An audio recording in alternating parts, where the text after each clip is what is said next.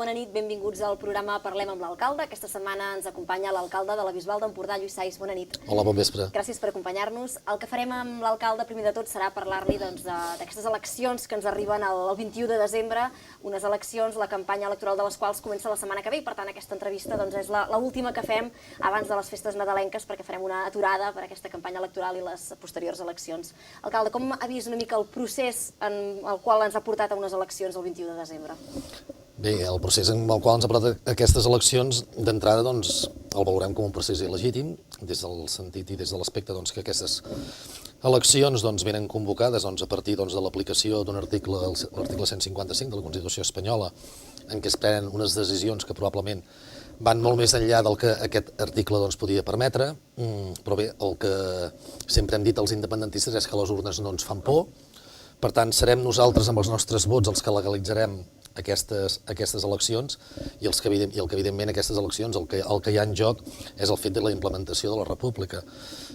Si els partits independentistes obtenen una majoria més àmplia de l'actual i a més hi ha una victòria en nombre de vots, jo crec que serà una forma inequívoca en què els ciutadans de Catalunya, els ciutadans d'aquest país, el que demostraran i el que ens diran amb els seus vots és que volen la implementació de la república. Per tant, jo el que vaig dient aquests dies amb els cercles amb els que em moc és que la implantació de la república depèn de nosaltres.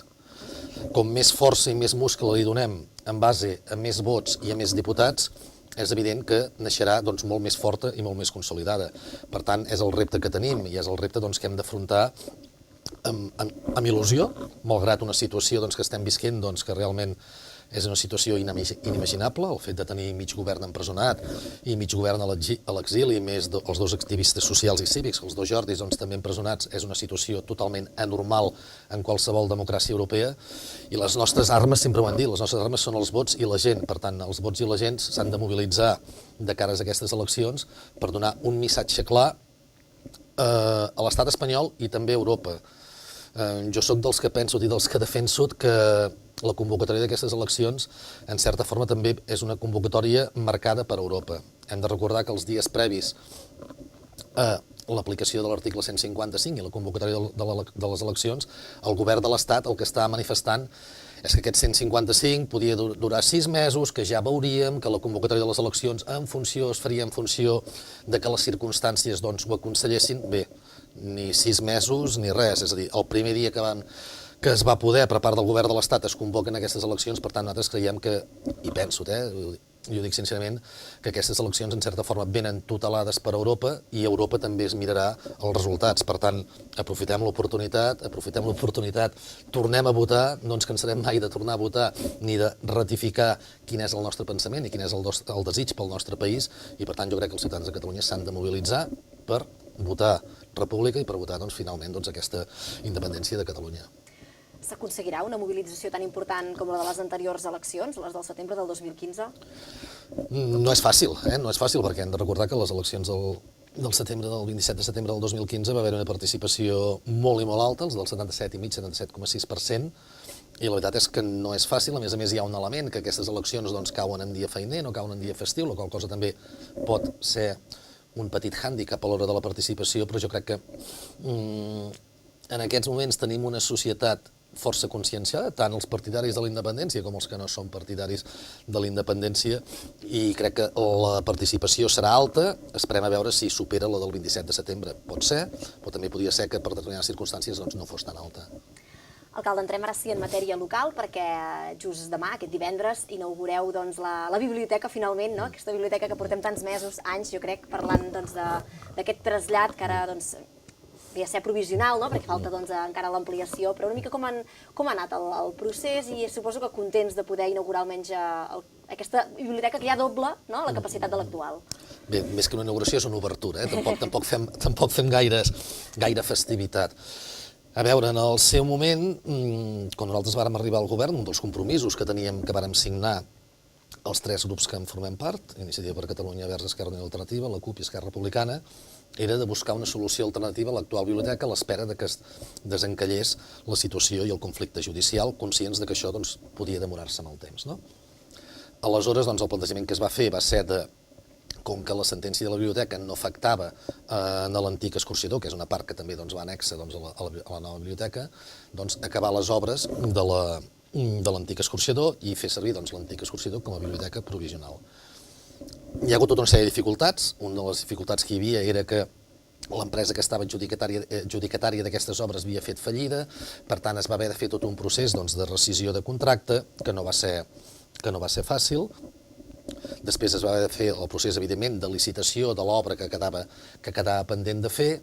Vam tenir converses també amb l'empresa adjudicatària de l'altra part de l'obra, perquè per posar en funcionament l'antic escorxador com a biblioteca hi havia una part d'instal·lacions que estaven en el contracte d'aquesta part nova, per tant es va haver de treure i pactar amb l'empresa adjudicatària el fet que una part de l'obra que ells tenien assignada passava a fer-se en l'antic escorxador. Per tant, ha sigut un procés llarg, però llarg perquè administrativament hi havia tota una sèrie de complexitat que es havia de resoldre i finalment arribem al punt, al punt en què finalment tot s'ha resolt i amb la il·lusió d'obrir un espai que doni resposta a les necessitats ciutadanes. Com has dit molt bé, es dobla pràcticament l'actual superfície que té la biblioteca en aquests moments ubicada en l'edifici del Mundial i per tant amb la il·lusió de com a mínim un compromís que teníem que buscaríem una solució alternativa al conflicte que teníem amb la sentència sobre la biblioteca actual, la biblioteca comarcal. Aquesta resposta l'hem pogut donar i esperant que els ciutadans, evidentment, que han de ser els grans beneficiaris d'aquest nou equipament, en puguin gaudir plenament. Les obres van acabar més o menys al finals d'estiu i ara heu fet el trasllat. Sí, ara s'està fent el trasllat. La biblioteca està tancada ara mateix? La biblioteca actual, la que està al Mundial, està tancada precisament per fer el trasllat. Aproximadament estarà tancada unes 2 setmanes. A partir de divendres, a partir de demà, divendres, farem l'obertura i a partir d'aquí, evidentment, esperar que molta gent vingui, que molta gent la gaudeixi i que l'esforç que hem fet des del govern per poder oferir aquest equipament a la ciutadania obtingui la resposta que esperem que ha de tenir. El conflicte judicial seguirà pel que fa a l'altra part, no? Segueix, però segueix en una situació lenta, és a dir, lenta en el sentit que en el seu moment, en fase d'execució, l'Ajuntament varen presentar una impossibilitat legal, un escrit d'impossibilitat legal d'execució de la sentència. El jutge va transmetre aquest escrit a la part demandant. La part demandant, evidentment, va manifestar les al·legacions que creia en aquesta impossibilitat que plantejava l'Ajuntament i a partir d'aquí el jutge ha de decidir. Vull recordar que en aquest cas estem parlant del contenciós administratiu i que en funció del que determinés el jutge, si el que determina no agrada a una de les parts, encara hi ha una opció de presentar recurs al Tribunal Superior de Justícia de Catalunya. És per això, veient la lentitud en què tot es desenvolupa, que ens vàrem dir i vàrem prendre l'acord i la decisió de arremangar-nos i buscar una solució alternativa a l'espera que sigui ferma l'execució de sentència. Ja dic que en aquests moments, quan arribi per part del contenciós administratiu de Girona, no serà ferma, perquè hi haurà una opció de recurs i no sé, com que desconeixem en quin sentit serà aquesta execució de sentència que pugui marcar el jutjat contenciós administratiu de Girona, el més probable és, evidentment, que tant si dona la raó a l'Ajuntament com si dona la raó a la part demandant hi hagi recurs al Tribunal Superior de Justícia. Els diferents ajuntaments han estat aquesta tardor aprovant les ordenances fiscals per l'any vinent per decidir quins són els impostos i les taxes que hauran de pagar els ciutadans, en aquest cas de la Bisbal, pel 2018. Com han quedat a la Bisbal, les ordenances fiscals? Congelades. Congelades. Glaçades. No, congelades, amb l'aprovació inicial que vam fer en el ple del mes d'octubre.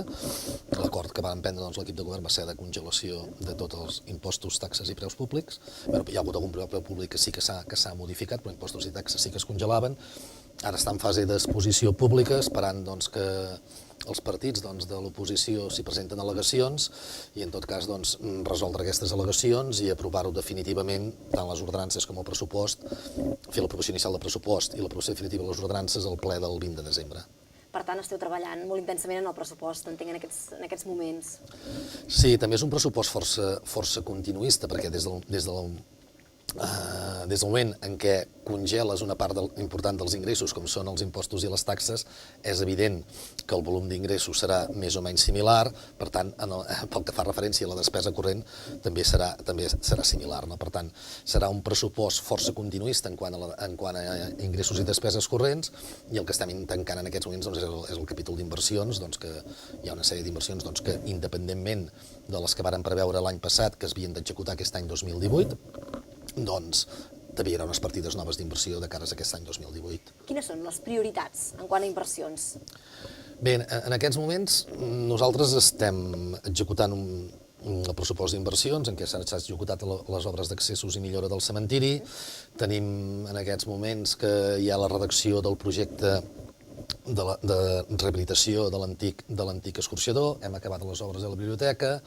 En aquests moments també hi ha l'encàrrec de redacció de projectes que hem de tenir abans de final d'any de dos carrers que hi havia una complexitat que es havia de solucionar, com són el carrer del Pedró i el carrer del Paral·lel. Hem aprovat també el projecte de la plaça de Cuevas Bajas. Per tant, hi ha una línia en aquests moments el que hem fet durant aquest 2017 ha sigut molt base de projecte i ara, a partir d'ara, hi haurà d'haver la concretació d'aquest projecte, que és amb la realització de l'obra pública. Per tant, estem en un escenari en què a partir de ja sí que es veurà molta obra pública a la ciutat, però perquè abans hem hagut de fer el treball previ que ha sigut la redacció dels diferents projectes.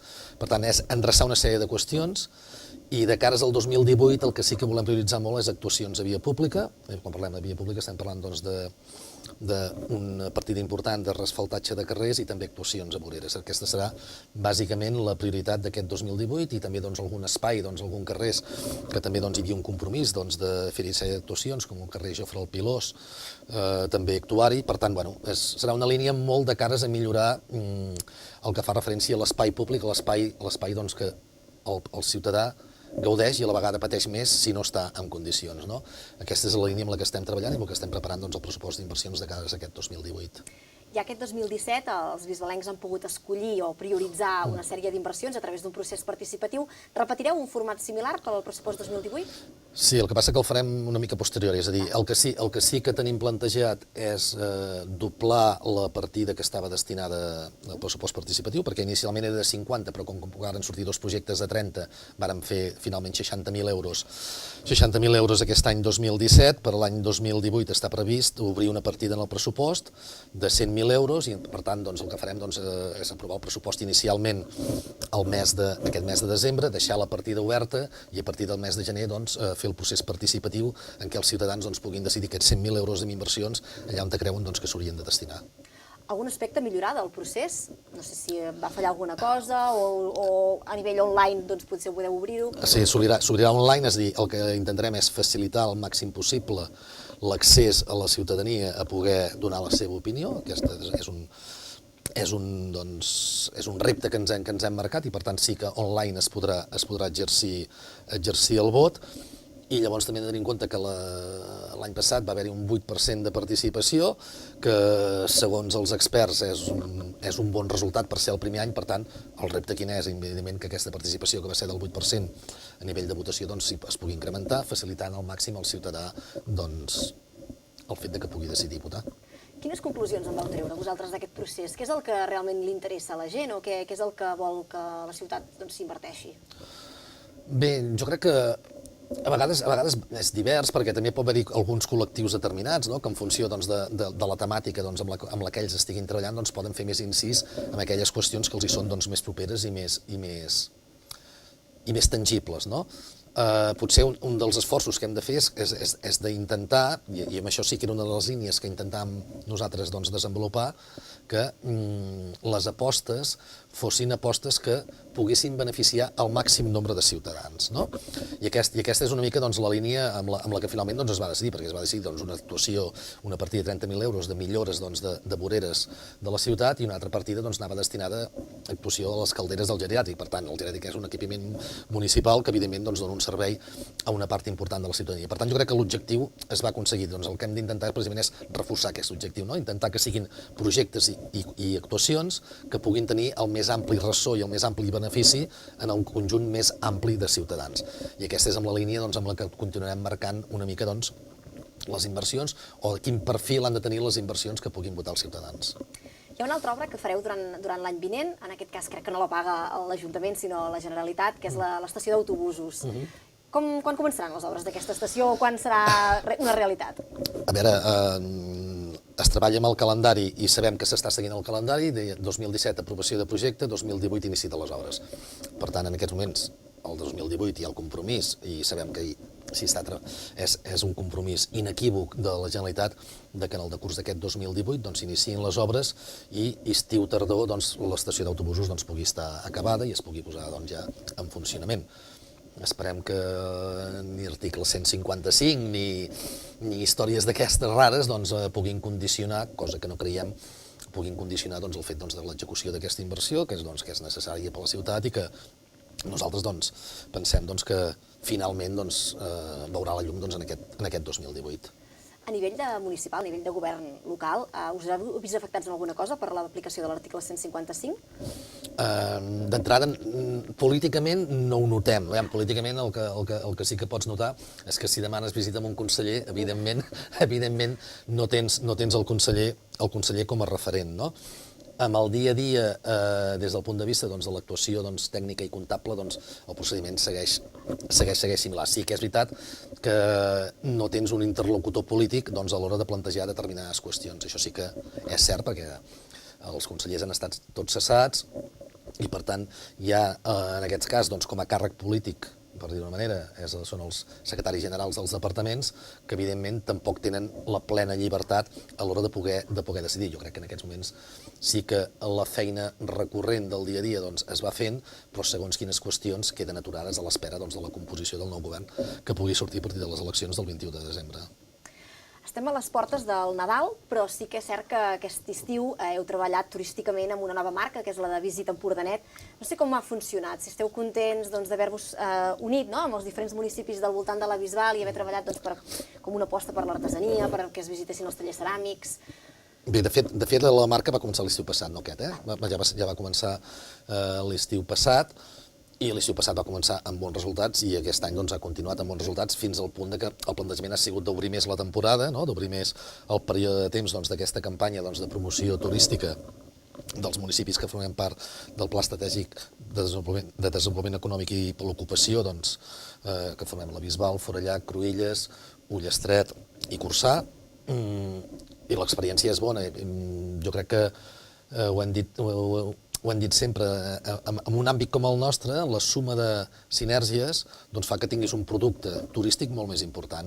I el que també es posa de relleu és que a la nostra comarca, independentment del producte turístic de costa, hi ha un producte turístic interior que té un valor patrimonial, cultural, molt important.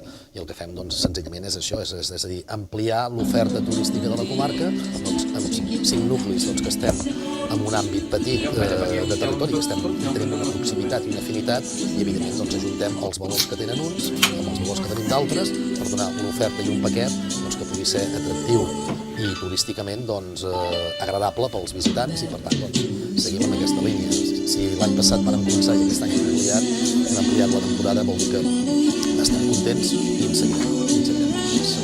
Pel que fa al fet de talers, no sé si esteu contents amb l'oferta que hi ha, n'hi hauria d'haver més, no hi ha lloc per posar-hi més. De lloc, evidentment, sempre n'hi pot haver-hi, però, esclar, aquí estem parlant, evidentment, d'una iniciativa privada, i la iniciativa privada tu pots incentivar-la i motivar-la, però al final tot es resumeix en un estudi de mercat en què l'empresa privada el que fa és, evidentment, avaluar les característiques i la situació de l'entorn i veu si és rendible o no és rendible, si en aquest cas el volum de negoci el pot afavorir o no el pot afavorir. Jo soc més partidari de no una sobreoferta que al final el que fa potser és pervertir una mica el que és la situació, sinó en aquest cas de concentrar en llocs importants i en llocs on realment l'oferta turística pot acollir aquestes pernoctacions i, per tant, el que hem de buscar és, si el que apostem és per un turisme de qualitat, també hem de tenir una oferta de qualitat i aquesta oferta turística hotelera també ha de respondre en aquestes característiques. des de l'administració local sempre heu fet costat als ceramistes, no? A l'artesania de la Bisbal, a la marca ceràmica de la Bisbal. Ara s'ha catalogat les empreses artesanes, oi que sí? Una mica amb quin objectiu es busca fer aquest... Aviam, amb l'objectiu precisament de donar prestigi, no? És a dir, de donar prestigi. Per exemple, el que hem intentat, independentment de catalogar les marques artesanes, és insistir amb els artesans, per exemple, que es traguessin el carnet d'artesà, perquè és un carnet, evidentment, que dona més prestigi en el seu ofici i en el seu taller en concret, no?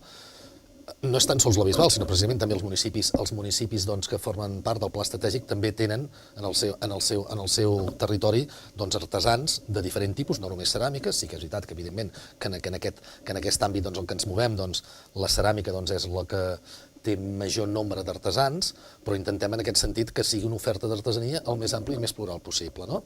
Precisament, entre altres coses, perquè el que et garanteix també és una possibilitat d'oferta turística doncs, en funció d'aquest producte de qualitat i artesà que tu pots oferir. Per tant, es tracta d'anar lligant caps. Administració, evidentment, que sempre som els que hem de tirar del carro, en aquest cas doncs, buscar la complicitat del sector privat, i jo crec que hi ha una molt bona resposta en aquest sentit. Ja per acabar, alcalde, m'agradaria preguntar-li com es planteja el Nadal a la Bisbal, més enllà del context electoral, que aquest any, doncs, si més no, serà diferent. Bueno, el Nadal a la Bisbal es planteja, evidentment, sempre hi ha pel dissabte dia... Deixa'm situar ara, dissabte dia... perquè el desembre, 5-6... El pont? Pel pont, diria sí que és el dissabte dia 8, hi ha l'obertura de llums de Nadal, amb un espectacle doncs, musical que acompanyarà en aquesta obertura. Hem fet molt incís aquest any, per exemple, també amb la cavalcada de Reis, que semblava doncs, que hi havia problemes doncs, a l'hora de trobar voluntaris, doncs s'ha fet una campanya de recerca de voluntaris amb la cavalcada de Reis que ha obtingut molt bona resposta, per tant, molt contents de la resposta ciutadana. També remarcar que pel que fa referència amb els llums de Nadal, doncs, aquest any doncs, hi ha hagut una inversió per part de la Federació de Comerç i, per tant, doncs, i l'Ajuntament, i per tant doncs, hi haurà una millora que intentarem donar continuïtat en els propers anys pel que fa referència a les llums de Nadal, i esperar que la situació i el context amb el que ens trobem doncs, no impedeixi que hi hagi una bona campanya de Nadal pels nostres comerços, pels comerços de proximitat, que al cap i la fi són els que mantenen i donen substància doncs, en el país, no? I en el comerç del país. Per tant, intentar això, treballar tots plegats perquè aquest comerç de proximitat i aquest comerç del local doncs, tingui una bona campanya i afronti el 2018 amb majors expectatives i millors esperances que el 2017. Amb aquest desig acabem. Moltíssimes gràcies, alcalde. I vosaltres doncs, ens retrobem passat festes. Aquest programa ha sigut l'últim abans de les eleccions, llavors venen les festes nadalenques i nosaltres ens retrobem ja l'any vinent. Moltíssimes gràcies. A vosaltres.